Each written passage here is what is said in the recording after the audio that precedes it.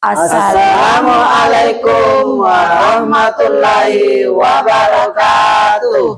Kami CGP Angkatan 10 dari Kabupaten Goa akan melakukan demonstrasi kontekstual modul 2.3 coaching dalam supervisi akademik yang terdiri dari observer, coach, dan juga coachee. Bersama saya Aryani Amar dari SD Impres Macini Ayo.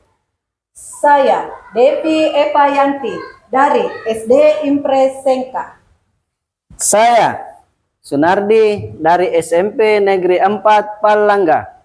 Saya Bahtiar dari SD Alam Insan Kamil. Selamat menyaksikan.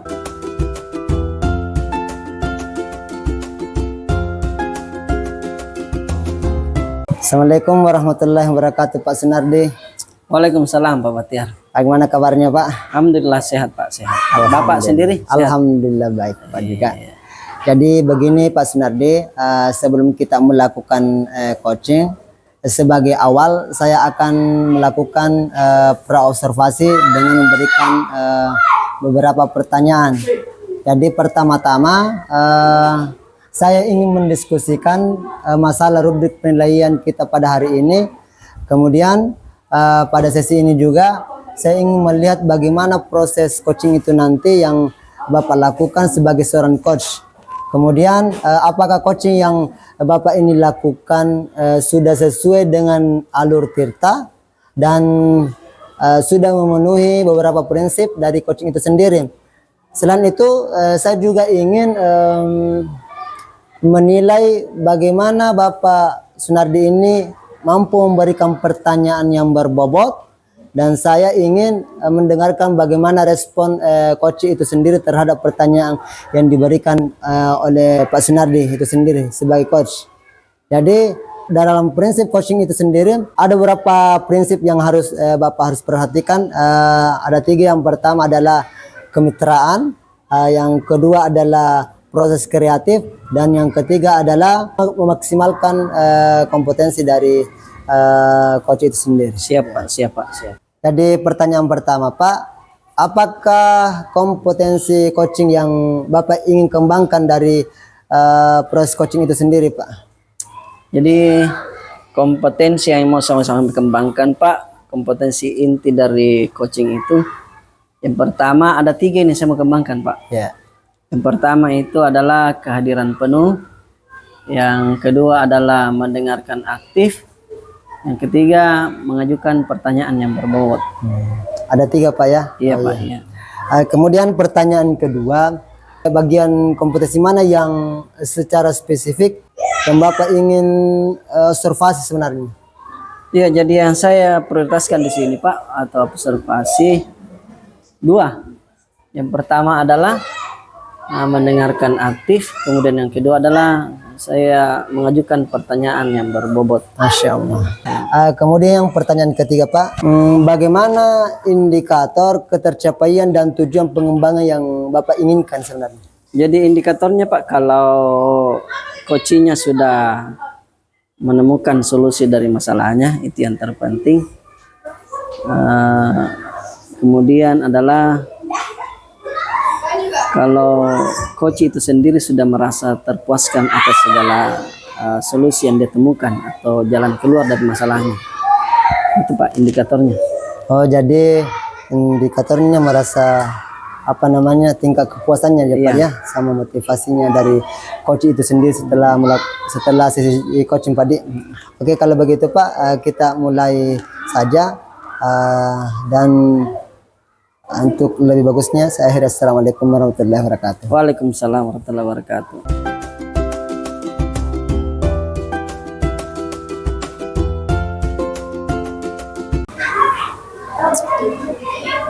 Assalamualaikum, Ibu Aryani. Waalaikumsalam, Pak Sunardi.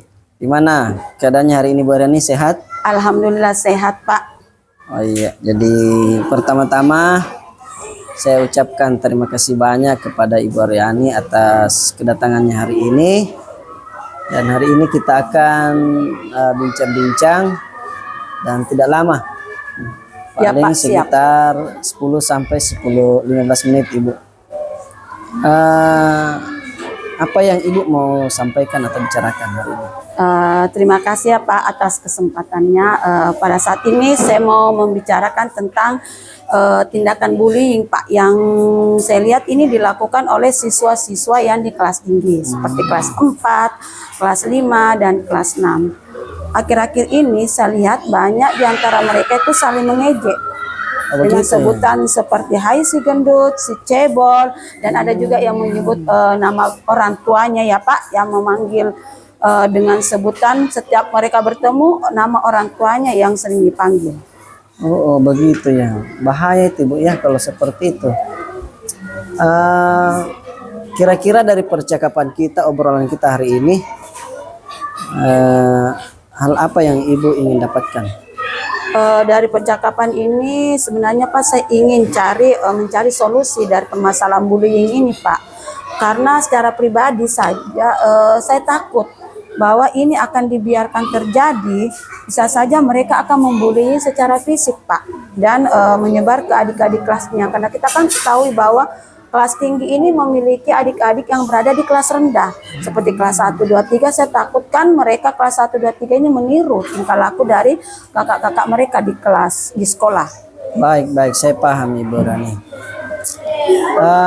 Oke, jadi obrolan kita fokus saja dulu pada bagaimana mencari solusi atau menghentikan kasus bullying di antara siswa-siswa kita. Dan mari kita mulai Bu ya. Iya Pak, Kita siap. mulai dengan identifikasi masalah dulu. Jadi yang pertama kita coba identifikasi situasinya dulu. Kira-kira kalau diskalakan ini antara 1 sampai 10, kira-kira siswa kita di sekolah ini berada pada skala berapa Ibu? Yang saya lihat dan saya perhatikan ini Pak, skala mereka setiap kelas itu berbeda-beda atau mereka beragam ya Pak. Misalnya kalau di kelas 6 ini mereka berada di skala 6. Sedangkan kalau di kelas 5 itu mereka berada di skala 7. Sedangkan kalau di kelas 4 mereka itu ada di skala 8 Pak. Soal pembulian yang mereka lakukan ini. Kalau harapannya Ibu ini harapannya Ibu siswa kita berada pada skala berapa Ibu?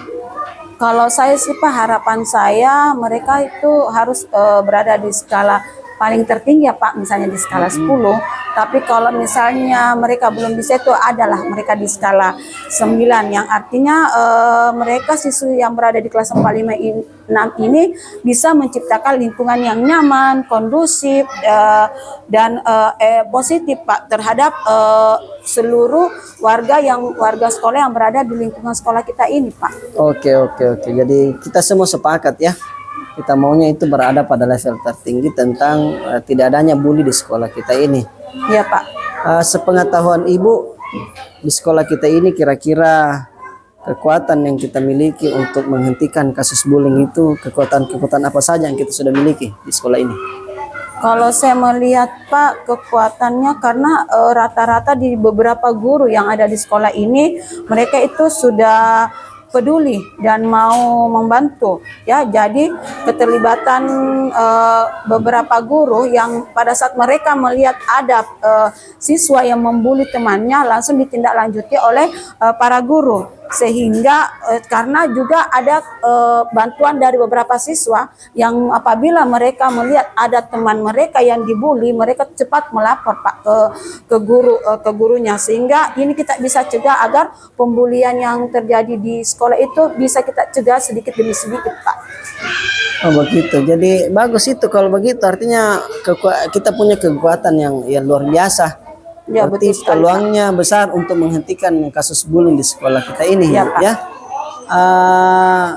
Jadi apa program-program yang Ibu akan lakukan ini Kalau setelah saya menganalisis kejadian-kejadian ini Pak, mungkin saya berencana ingin membuat program anti-bullying di mana lebih sering mendiskusikan tentang dampak negatif yang terjadi apabila bullying ini terus terjadi. dengan cara saya menyelipkan beberapa cerita contoh-contoh bullying pada saat saya melakukan kegiatan pembelajaran di kelas. Mungkin itu salah satu cara yang efektif yang bisa saya lakukan dengan mendekati atau melakukan pendekatan kepada anak secara pribadi mungkin Pak. Selama ini dari apa yang Ibu lakukan untuk kasus bully itu, apa hambatan yang Ibu rasakan atau gangguan? Pada saat saya menganalisis dan melihat kejadian ini, hambatan yang saya lihat itu terkadang ada ketakutan Pak dari siswa yang menjadi korban untuk melapor kepada gurunya, di mana mereka merasa takut karena yang membuli ini memiliki kekuatan yang lebih dari korban yang menjadi korban bullying, sehingga mereka merasa walaupun dibullying dia hanya memendam Pak. Itu yang ketakutan mereka yang saya lihat Pak. Oh begitu Bu ya. Oke, kalau begitu sekarang kita fokus pada solusi. Kira-kira langkah awal yang Ibu akan lakukan seperti apa? Saya pikir Pak, langkah awal yang mesti kita lakukan yaitu seharusnya kita bekerja sama ya antara kepala sekolah dengan guru, dengan siswa. Bagaimana kita bisa memulai dengan melakukan sosialisasi atau kampanye tentang dampak buruk dari adanya bullying di sekolah Pak. Mungkin itu awal yang akan saya lakukan. Berarti bagus itu Bu, kalau Ibu langkah awalnya seperti itu sudah luar biasa, sangat bagus. Kira-kira rencana Ibu bagaimana untuk mencapai tujuan yang Ibu maksud ini? Rencana yang akan saya lakukan ini setelah kita melakukan sosialisasi, saya ingin membuat program edukasi Pak anti bullying dan mengajak guru-guru serta melibatkan siswa baik itu dari kelas 1 hingga kelas 6. Terus saya akan membuat forum bagaimana korban yang menjadi korban ini tidak merasa takut untuk bercerita apabila mereka terkena bullying di sekolah. Oh iya, berarti ada pertama Ibu lakukan dulu program edukasi, kemudian ajak rekan-rekan sejawat untuk terlibat dan membuatkan forum anti bully atau forum buat korban berani bercerita. Iya Pak. Di antara rencana ini Ibu yang prioritas utama yang mana nih kira-kira yang Ibu akan lakukan? Yang prioritas utama yang pertama itu saya akan melibatkan ya Pak semua warga sekolah, baik itu kepala sekolah, guru, orang tua murid, siswa. Itu yang pertama yang akan saya lakukan. Yang kedua, saya akan melakukan program edukasi melalui forum untuk korban. Jadi saya akan membuka forum bagaimana korban tidak akan merasa takut, tidak akan merasa malu untuk menceritakan masalah yang terjadi pada dirinya. Mungkin itu yang menjadi prioritas tertentu dalam mengatasi bullying ini Pak. Kalau itu yang diprioritaskan, kira-kira kapan rencananya ini bisa dilakukan? Saya berharap mungkin pekan depan ya Pak mulai berjalan programnya ini, dan saya berharap dalam 1 bulan ini ada perubahan, dan mudah-mudahan di bulan-bulan selanjutnya semoga semakin lebih baik dan bisa terlihat adanya perubahan positif dari program yang akan saya laksanakan tersebut Pak. Iya Bu. Oke Bu, jadi baiklah.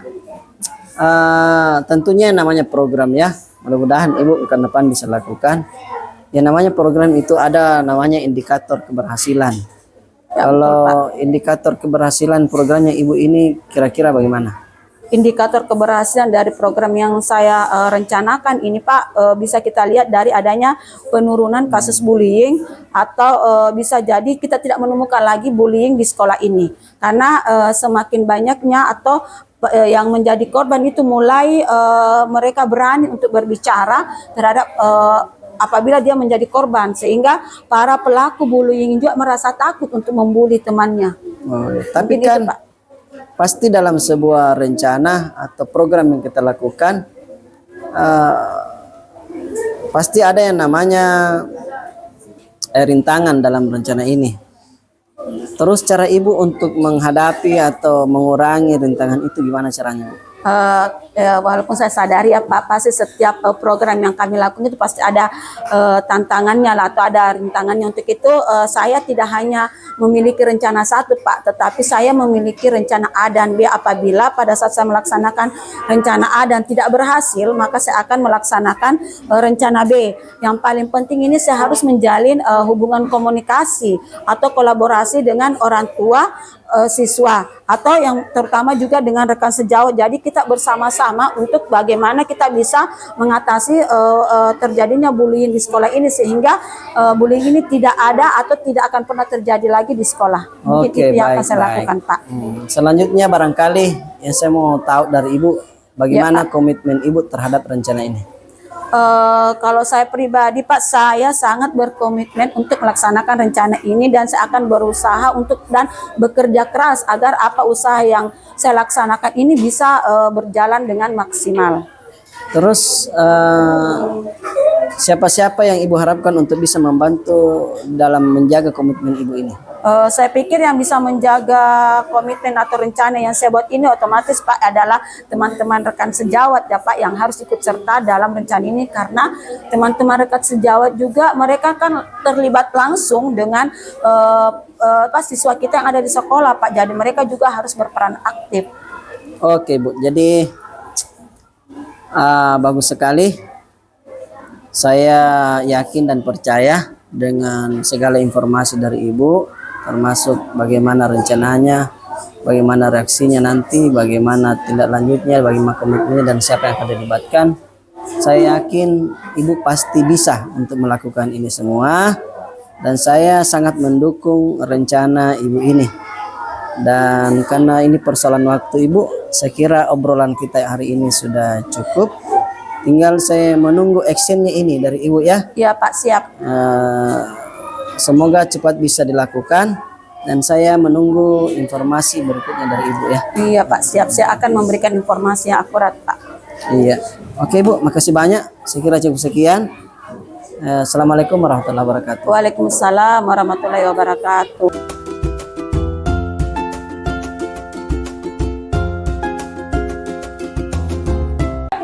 Masya Allah, Pak Sunardi sudah melakukan proses coaching. Iya Pak. Bagaimana perasaannya tadi Pak?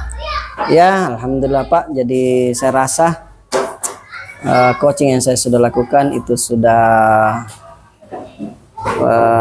berjalan dengan lancar dan aman Pak. Iya betul Pak. Jadi alhamdulillah Pak Sunardi ini telah melakukan coaching dengan lancar, dengan baik. Namun sebelum kita tutup kegiatan ini, saya ingin menanyakan beberapa hal Pak. Jadi yang pertama, apa yang Bapak lakukan pada coaching ini terkait indikator pencapaian? Jadi saya sudah berkaitan dengan indikator ketercapaian. Saya sudah melakukan sesuai dengan coaching ini sesuai dengan alur tirta dengan benar, dengan lengkap, mulai dari tujuan, kemudian identifikasi masalah, kemudian rencana aksi dan tanggung jawab, dan bahkan prinsip-prinsip dari coaching itu juga semua saya sudah lakukan Pak. Betul Pak. Jadi setelah saya melihat kegiatan coaching tadi, Pak Sunardi ini sudah melakukan dan mengikuti alur tirta, di mana Pak Sunardi ini dengan sabar menanyakan tujuan dari itu sendiri, kemudian memberikan solusi dari permasalahan coaching, dan pada saat coaching itu juga Pak Sunardi sudah melakukan sesuai dengan prinsip coaching itu sendiri tadi Pak.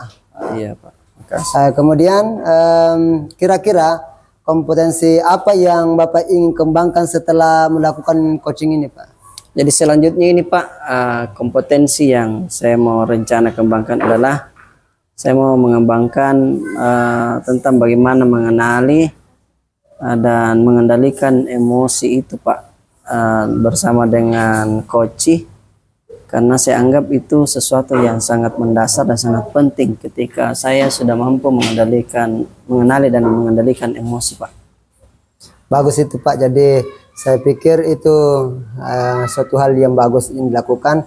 Mungkin cukup sekian perjumpaan kita Pak. tetap semangat dalam apa namanya meningkatkan kemampuannya, terus belajar dan belajar. Saya yakin Pak Sunardi bisa, insya Allah. Iya Pak, siap Pak. Dan saya juga berterima kasih.